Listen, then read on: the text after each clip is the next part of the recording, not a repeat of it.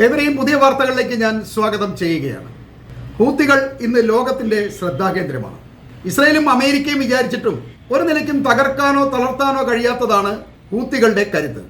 Israel Hamas സംഘർഷങ്ങളെ തുടർന്ന് ചെങ്കടലിലൂടെയും Eden ഉൾക്കടലിലൂടെയുമുള്ള അന്താരാഷ്ട്ര കപ്പൽ ഗതാഗതത്തിന് നേരെ ആക്രമണം നടത്തുന്നതിലൂടെയാണ് ഹൂത്തികൾ ലോകത്ത് ശ്രദ്ധാകേന്ദ്രമാവുന്നത്. ഇസ്രായേലുമായി ഏതെങ്കിലും തരത്തിൽ ബന്ധമുള്ള കപ്പലുകളെയും ഇസ്രായേലിലേക്ക് ചരക്കുകളുമായി പോകുന്ന കപ്പലുകളെയുമാണ് ഹൂത്തികൾ പൊതുവെ ലക്ഷ്യമിടാറുള്ളത്. ഗാസയിലെ ഇസ്രായേലിന്റെ ആക്രമണം അവസാനിപ്പിക്കുകയും ഉപരോധം പിൻവലിക്കുകയും ചെയ്യുന്നത് വരെ ഈ ആക്രമണങ്ങൾ തുടരുമെന്നാണ് ഹൂത്തികൾ പ്രഖ്യാപിച്ചിട്ടുള്ളത്. ഹൂത്തികളുടെ ഈ ആക്രമണങ്ങൾ ആഗോള കപ്പൽ വ്യാപാരത്തെയും ഗതാഗതത്തെയും കാര്യമായി തന്നെ ബാധിച്ചിട്ടുണ്ട്. ഈ ഭീഷണി തകർക്കാൻ അമേരിക്കയും ബ്രിട്ടനും ഉൾപ്പെടെയുള്ള രാജ്യങ്ങൾ ഹൂത്തി കേന്ദ്രങ്ങൾക്കെതിരെ വ്യാപകമായ ആക്രമണങ്ങൾ നടത്തിയിട്ടും കാര്യമായ പ്രയോജനമൊന്നുമില്ലാതെ ഇത് അവസാനിപ്പിക്കുകയാണ് ചെയ്തിട്ടുള്ളത്. ഓരോ തവണയും ഹൂത്തി പ്രദേശങ്ങളുടെ മേലുള്ള ആക്രമണത്തിന് ശേഷവും അതിൻ്റെ പ്രതികാരം അനുഭവിക്കേണ്ടി വരുന്നത് ഇസ്രായേലാണ്. രാജ്യത്തേക്ക് സ്ഥിരമായി മിസൈലുകൾ അയക്കുകയും സൈനിക കേന്ദ്രങ്ങളെയും വിമാനത്താവളങ്ങളെയും കേടുവരുത്തുകയും അവർ ചെയ്യുന്നുണ്ട്. സൈനിസ്റ്റുകളെ ഭയപ്പെടുത്തുക എന്നൊരു ലക്ഷ്യമാണ് സ്ഥിരമായ ഈ ആക്രമണങ്ങൾ കൊണ്ട് ഹൂത്തികൾ ഉദ്ദേശിക്കുന്നത്. ഈ ഹൂത്തികൾ എന്നത് യമൻ സർക്കാരിൻ്റെ വിമത ഭാഗമായി പ്രവർത്തിക്കുന്നവരാണ്. യമനിലെ രാഷ്ട്രീയ അസ്ഥിരതയും അഴിമതിയും മൂലം ഭരണകൂടവുമായി തെറ്റിപ്പിരിഞ്ഞ് 2014 നടന്ന ആഭ്യന്തര വിപ്ലവത്തിലൂടെ തലസ്ഥാനമായ സന പിടിച്ചെടുക്കുന്നതിലൂടെയാണ് ഹൂത്തികളുടെ ശക്തിയും ലോകം തിരിച്ചറിയുന്നത്. സൗദി അറേബ്യയുടെ നേതൃത്വത്തിലുള്ള അറബ് സഖ്യസേന യമൻ സർക്കാരിനെ പിന്തുണച്ചുകൊണ്ട് രംഗത്തെത്തിയതോടെ സൗദിയുമായി ഒരു സ്ഥിരമായ യുദ്ധത്തിലേക്ക് എത്താൻ അത് കാരണമാവുകയുണ്ടായി. 2015 മാർച്ച് മുതൽ ഹൂത്തികളും സൗദി അറേബ്യയുമായി യുദ്ധം തുടർന്നു വന്നെങ്കിലും ഈ അടുത്ത നാൾ സമാധാന ചർച്ചകളും വെടിനിർത്തലും ഉണ്ടായിട്ടുണ്ട്. എങ്കിലും ഇപ്പോൾ ഹൂത്തികൾ ചെങ്കടലിൽ കപ്പലുകൾക്ക് നേരെ നടത്തുന്ന ആക്രമണങ്ങളുടെ വിഷയവുമായി ബന്ധപ്പെട്ട് ഇവർ തമ്മിലുള്ള ഈ കരാർ വഷളാകുന്ന ഘട്ടത്തിൽ എത്തിയിട്ടുമുണ്ട്. അമേരിക്ക, ഇസ്രായേൽ, യൂറോപ്യൻ കൂട്ടുകെട്ടിനെ നേർക്കുനേർ നിന്ന് പോരാടാൻ ഇറാനാണ് ഹൂത്തികളെ പണവും ആയുധവും നൽകി സഹായിക്കുന്നത്. അതുകൊണ്ട് ഇറാൻ നേതൃത്വം നൽകുന്ന ആക്സിസ് ഓഫ് റെസിസ്റ്റന്റ് എന്ന കൂട്ടായ്മയുടെ ഭാഗമായാണ് ലോകം ഹൂത്തികളെ കാണുന്നത്. ഇറാന്റെ പ്രോക്സികളാണ് ഹൂത്തികളും ഹിസ്ബുള്ളയും ഹമാസും എന്നൊക്കെ പറയുന്നത് അതുകൊണ്ടാണ്. യമന്റെ ഭരണം പൂർണ്ണമായി കൈക്കലാക്കുക എന്നുള്ള ലക്ഷ്യമാണ് ഹൂത്തികൾക്കുള്ളത്. യാതൊരു വികസനവും ഇല്ലാതെ ഇന്നും വളരെയധികം കടുത്ത ദാരിദ്ര്യത്തിൽ കഴിയുന്ന ഒരു രാജ്യമാണ് യമൻ എന്ന് നമ്മൾ മനസ്സിലാക്കണം. അതിന് കാരണം രാജ്യത്ത് നടക്കുന്ന അഴിമതി തന്നെയാണ്. വിദേശ ശക്തികൾ സ്ഥിരമായി യമനെ ചൂഷണം ചെയ്തുകൊണ്ടിരുന്നിട്ടും അവരെ പ്രീതിപ്പെടുത്തുന്ന യമൻ സർക്കാരിന്റെ നിലപാടുകളെയും ഹൂത്തികൾ എതിർക്കുന്നുണ്ട്. കൂടാതെ അറബികൾക്കിടയിലെ ഗോത്ര സംസ്കാരത്തിന്റെ ഭാഗമായി ഷിയ വിഭാഗമായ ഹൂത്തികൾക്ക് സർക്കാരിൽ നിന്നുള്ള അവഗണനയും സർക്കാരുമായി ഏറ്റുമുട്ടാൻ അവരെ പ്രേരിപ്പിക്കുന്നു.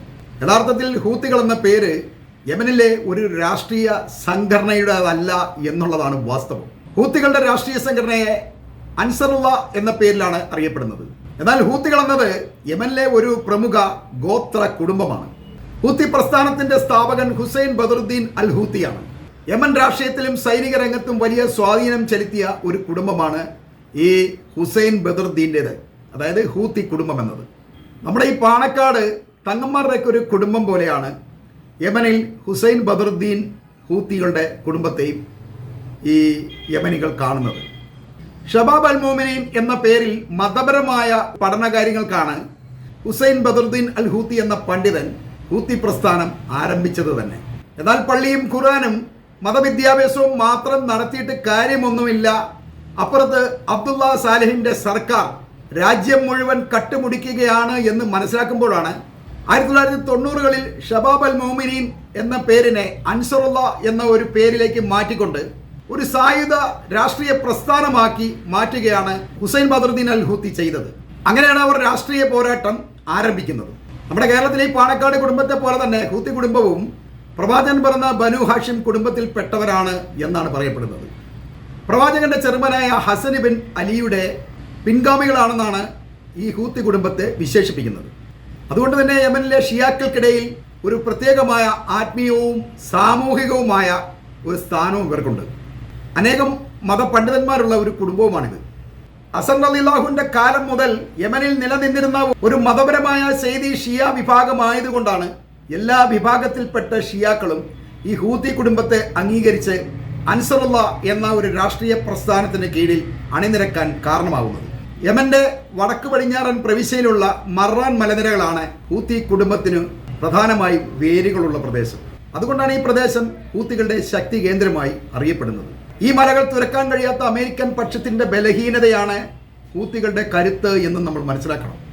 ഹുസൈൻ ബദറുദ്ദീൻ അൽ ഹൂത്തി എന്നയാൾ 2004 യമൻ സൈന്യവുമായിട്ടുള്ള ഒരു പോരാട്ടത്തിൽ കൊല്ലപ്പെട്ടതിന് ശേഷം അദ്ദേഹത്തിന്റെ സഹോദരൻ അബ്ദുൽ മാലിക് അൽ ഹൂത്തിയാണ് പ്രസ്ഥാനത്തിന്റെ നേതൃത്വം ഏറ്റെടുക്കുന്നത്. അദ്ദേഹമാണ് ഇപ്പോഴും ഈ പ്രസ്ഥാനത്തിന്റെ നേതാവ്. ഇദ്ദേഹവും തന്റെ സഹോദരനെ പോലെ തന്നെ സർക്കാരുമായിട്ടുള്ള പോരാട്ടം തുറന്നുകൊണ്ടിരിക്കുകയാണ്. കൂടാതെ ആത്മീയ നേതൃത്വവും ഇദ്ദേഹം തന്നെയാണ് വഹിക്കുന്നത്. യമനെ സംബന്ധിച്ച് സർക്കാരിനേക്കാൾ ശക്തമാണ് ഹൂത്തികളുടെ സൈനിക ശക്തി. ഈ സൈന്യം 2011 ജൂണിൽ യമനിലെ പ്രസിഡൻഷ്യൽ കൊട്ടാരത്തിലെ ഒരു മസ്ജിദിന് നേരെ നടത്തിയ ആക്രമണത്തിൽ അന്നത്തെ പ്രസിഡന്റായിരുന്ന അബ്ദുള്ള സാലെഹിന് കാര്യമായി പൊള്ളലേൽക്കുകയും അദ്ദേഹം സൗദി അറേബ്യയിൽ ചികിത്സ തേടുകയും ചെയ്തു. പിന്നീട് സെപ്റ്റംബറിൽ ചികിത്സ കഴിഞ്ഞെത്തിയ സാലെഹ് വീണ്ടും പ്രസിഡന്റ് ആയെങ്കിലും 2012 അദ്ദേഹത്തിന് രാജിവെക്കേണ്ടി വന്നു. സാലിഹ് ഇങ്ങനെ പ്രസിഡന്റ് സ്ഥാനം ഒഴിഞ്ഞെങ്കിലും 2017 നടന്ന ഒരു ആക്രമണത്തിലൂടെ അബ്ദുള്ള സാലിഹിനെ ഹൂത്തികൾ കൊലപ്പെടുത്തുകയാണ് ഉണ്ടായത്. അംഗീകൃത ഗവൺമെന്റോ സൈന്യമോ ഇല്ലാഞ്ഞിട്ട് പോലും ഹൂത്തികൾ ഇന്ന് അറിയപ്പെടുന്ന ഒരു സൈനിക ശക്തി തന്നെയാണ്. ഇറാനിൽ നിന്നെത്തുന്ന മിസൈലുകളും മറ്റ് വെടിക്കോപ്പുകളും കൂടാതെ അവർ സ്വന്തമായി നിർമ്മിക്കുന്ന ഡ്രോണുകളും മിസൈലുകളും ഉപയോഗിച്ച് ഇസ്രായേലിനെയും ചെങ്കടലിലെ വ്യാപാര കപ്പലുകളെയും ആക്രമിക്കുന്നു. ഇങ്ങനെ സ്വയം നിർമ്മിക്കുന്ന വില കുറഞ്ഞ ഡ്രോണുകളും മിസൈലുകളും അമേരിക്കൻ യുദ്ധക്കപ്പലുകളെയും അവരുടെ റഡാർ സംവിധാനങ്ങളെയും ഒക്കെ തകർക്കാൻ അയക്കുമ്പോൾ അവയെ നേരിടുന്നതിന് ലക്ഷക്കണക്കിന് ഡോളർ വിലയുള്ള യുദ്ധോപകരണങ്ങളാണ് അമേരിക്കയ്ക്ക് വൻ സാമ്പത്തിക നഷ്ടമുണ്ടാക്കുന്നത് എന്ന് നമ്മൾ ഓർക്കണം. ഈ യാഥാർത്ഥ്യം തിരിച്ചറിഞ്ഞതുകൊണ്ടാണ് അമേരിക്കൻ യുദ്ധക്കപ്പലുകളെ ചെങ്കടലിൽ നിന്നും പിൻവലിക്കാൻ അമേരിക്ക തയ്യാറായത്. ഹൂത്തികളെ തകർക്കാൻ കഴിയാത്തതിന്റെ നിരാശയാണ് ഇവർക്ക് ആയുധങ്ങൾ സപ്ലൈ ചെയ്യുന്ന ഇറാനെ ഇസ്രായേൽ ആക്രമിക്കുന്നതിന്റെ പിന്നിലുള്ള പ്രധാന കാരണം. എന്നാൽ ആ ശ്രമം വിഫലമായതുകൊണ്ട് ഹൂത്തികൾക്ക് കൂടുതൽ ആയുധങ്ങൾ നൽകി അവരെ വീണ്ടും കരുത്താക്കുകയാണ് ഇറാൻ ഇപ്പോൾ ചെയ്തുകൊണ്ടിരിക്കുന്നത്. അതിലൂടെ ഇസ്രായേലിനെ ഒരിക്കലും കീഴടക്കാൻ കഴിയാത്ത ഒരു ശക്തിയായി ഹൂത്തികൾ മാറിക്കഴിഞ്ഞു എന്ന് പറഞ്ഞുകൊണ്ട് ഞാൻ ഈ വീഡിയോ ഇവിടെ അവസാനിപ്പിക്കുകയാണ്.